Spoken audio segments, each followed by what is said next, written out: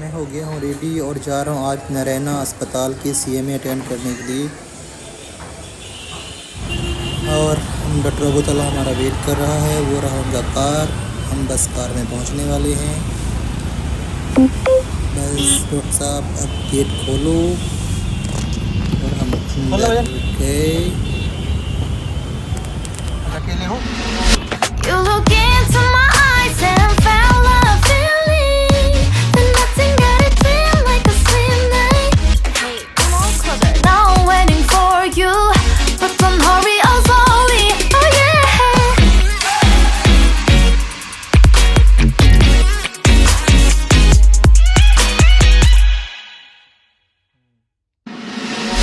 You look into my eyes and found love feeling. Then nothing got it feel like a slim night. Hey, come on closer. Now I'm waiting for you, but don't hurry, oh slow. 눈 뜨면 눈부신 아침 햇살과 모닝콜로 너와 시작하는 하루. 마치 내 인생의 포커스가 지금에 맞춰진 걸까. And you wouldn't believe the patients, it's not like magic treatment, but patients can have on-table improvement. I have seen, I will show you. Provided हमें कि वो symptom जो लक्षण है उसको family members या वो पहचाने। एज ए मेडिकल फ्रेटर्निटी हम लोग उनको कोई व्यक्ति आता है तो उसको अर्ली पहचाना जरूरी है और उसको preference wise first preference wise उसको थोड़ा जैसे भी हॉस्पिटल में आता है इमरजेंसी होता है। So this is an emergency of the emergency. So we bypass all the emergency to give the preference to this patients because उसमें time is very very crucial. Time is brain, that's why you say time is brain. और इसमें हम properly करते हैं, clot removal वाला procedure करते हैं, तो that is very very effective. This is one of the aspect of stroke I am talking. There are so many types of stroke, bleeding की वजह से वो होता है, अलग होता है। But this is not possible myself alone, not at all possible, because everybody is a part of the team. Team starts from periphery itself. जैसे हम लोग हॉस्पिटल आपके साथ अटैच्ड है, starts from you itself, it's starts from the family itself. जिन्होंने ये sign symptoms देखा है, लक्षण देखा है, उन्होंने रिपोर्ट किया है नियर बाय सेंटर में, उसी से वो पेशेंट्स आता है जहाँ सेंटर ऑफ एडवांस जो स्ट्रोक रेडी सेंटर वहाँ पे पहुँचने का। वहाँ से फिर जो ER में जो फिजिशियन है, इमरजेंसी मेडिसिन जो डॉक्टर साहब है, वो उसको आइडेंटिफाई करके उसको अलर्ट करता है जल्दी से। और साथ ही उनको जैसे 80 मिनट्स में रीच टू द हॉस्पिटल। हम एक मेडिकल का हमें NIH स्कोर करते हैं कि कितना सीवियर वीकनेस है, वो सारा देखने के लिए स्ट्रोक कितना सीवियर है। अब यहाँ से easily you can make out.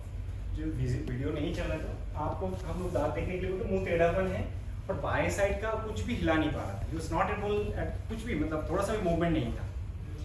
तो साथ ही साथ हमने कुछ टेस्ट करना होता है। जैसे डॉक्टर साहब ने भी बताया कि हमें ब्लीड भी हो सकता है, क्लॉट की वजह से हो सकता है, 80% क्लॉट की वजह से हो सकता है, 20% ब्लीड की वजह से होता है। दोनों का ट्रीटमेंट बहुत ही दूसरा है, एक नॉर्थ में है, एक साउथ में है। सो हमें सबसे पहले वो पता करना होगा कि ब्लीड किधर ब्लीड हुआ है या क्लॉट की वजह से। So either we do a CT scan और दो वे CT स्कैन में ब्लीड नहीं है तो then we do some more sophisticated test कि भाई ब्रेन में क्लॉट है तो ब्रेन का कितना एरिया डैमेज हो गया है, कितना एरिया हम सेव कर सकते हैं, कुछ इंटरवेंशन दवाई देके फायदा है या नहीं। That's how we do CT perfusion study and MR perfusion study या ESR। It takes hardly 5-10 minutes and उसी के ऊपर डिपेंड करके ये रेड एरिया जो है इससे हमें पता चलता है। इसको और इसको माइनस करेंगे तो हम देखते हैं कि कितना एरिया हम सेव कर सकते हैं। तो ये एरिया अंडर स्ट्रेस पे है। हम पहले CT करके देखा, उसके बाद देखा है कि हाँ यहाँ पे ब्लीडिंग नहीं, ब्लीड तो होगा तो इस तरह वाइट दिखाई देगा, ये ब्लीड नहीं है, ये ब्रेन का कोरोइड प्लेक्सस उसमें होता है। सो यहाँ पे आपका कोई चेंजेस नहीं है। तो इसमें परफ्यूजन करके देखेंगे कि वहाँ पे ब्लड जो कम पहुँच रहा है, लेकिन हम ब्लड दोबारा पहुँचा दें तो वो रिकवर हो सके। So that is the main purpose in medical term we say कि to look for the penumbra. वो पेनम्बरा आइडिया कितना है वो ले लिया। तो उसके बाद देखा कि हाँ इस पेशेंट को चाहिए। साथ ही साथ हमने एक इंजेक्शन लगाया है, इंजेक्शंस जो कि क्लॉट को घुलने के लिए दवाई देते हैं, क्लॉट बस्टिंग मेडिसिन बोलते हैं उसको। Give like IV injections we give. उसके पहले वो पेरिफेरी में भी लगा सकते हैं, एक CT स्कैन करने की जरूरत होता है समय।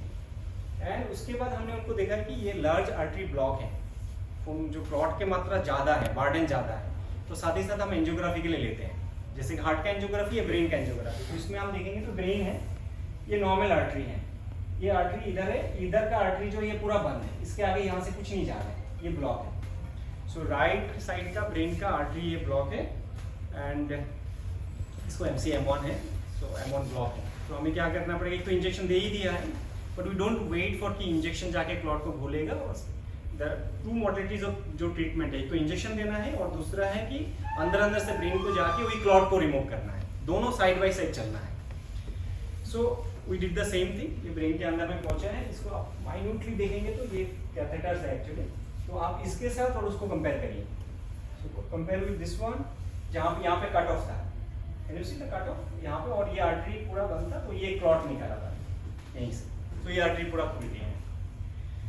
अच्छा बात ये कि इस पेशेंट को ये ऑन टेबल है, ऑन टेबल मतलब प्रोसीजर जहाँ पे किया है उसी समय इसका रिकवरी जो हुआ है, हाथ में जो एकदम ही हिला नहीं पा रहा था, ऑन टेबल ये started moving hands and leg. Unfortunately मेरा वीडियोस नहीं चल रहा है, मैं नहीं तो वीडियोस आपको दिखा देता, ये वीडियो है, तो वीडियो इज नॉट रनिंग, तो probably I will see.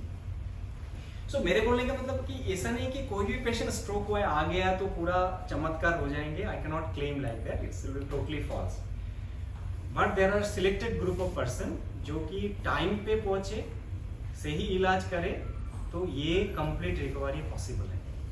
And this is ये दिस सॉर्ट ऑफ इंप्रूवमेंट होता है तो हमें भी बहुत खुशी होता है ना, चलिए हमें it's like a dramatic improvement, magical improvement, never कर। अदरवाइज यही व्यक्ति आपको और 2-3 घंटा लेट कर लेते, पकड़ लीजिए, प्रॉपर इलाज नहीं होते, फिर इसके आगे इस तरह का इंप्रूवमेंट हो ही नहीं सकता, किसी भी हालत में नहीं हो सकता। देन आप सोचो 30-40 ईयर्स में है, rest of the life will be bed ridden, मतलब घर में जो उसके ऊपर डिपेंडेंट था, he will be dependent on somebody else, that is practical, although it is hard but this is practical, है ना, तो ये मुश्किल है। So this is the advance treatment which is possible in this institute Narayana में, ये possible है, complete न्यूरोस जो एडवांस। इसमें थ्रोम्बोलाइज के बाद में कितना वेट कर सकते थे अगर जो इंटरवेंशन ना करें तो? आइडियली जो है, जो गाइडलाइंस कहते हैं, मैं नहीं बोल रहा हूँ, सो हमें साथ ही साथ लेना है, उनको इंजेक्शन लगा, इवन हम टेबल में लेके एक साइड में इंजेक्शन चल रहा है, एक साइड में एंजियोग्राफी करते हैं।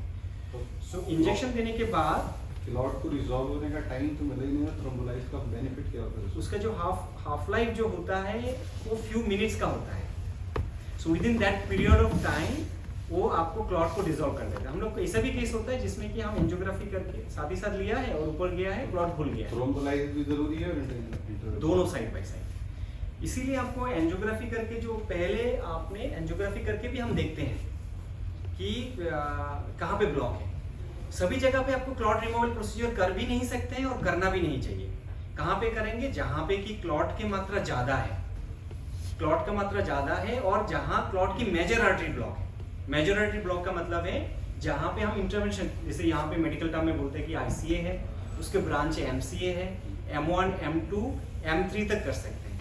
M4 में छोटे क्लॉट चला गया, वहाँ पे हम करना भी नहीं है, वो थ्रोम्बोलाइसिस ही काम करेगा, क्योंकि वहाँ पे जाके जितना हेल्प करेंगे उससे ज्यादा हमें खराब कर देगा और डेंजर करेगा। और ये जो लाइन ऑफ, ये जो इंडिकेशंस है, आप best of the best centre in the world, आप यूएस पकड़ लो, सिंगापुर पकड़ लो, जहाँ पे भी ये गाइडलाइंस ट्रीटमेंट किया जाएगा और करते हैं, और नहीं करेंगे तो then there is a question, है ना। So that is how the concept of stroke ready centre आया है।